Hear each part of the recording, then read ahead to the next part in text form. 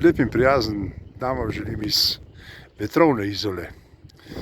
Tokrat vidite, kako se počasi morje spreminja zaradi burje, ki prihaja v območje Izole.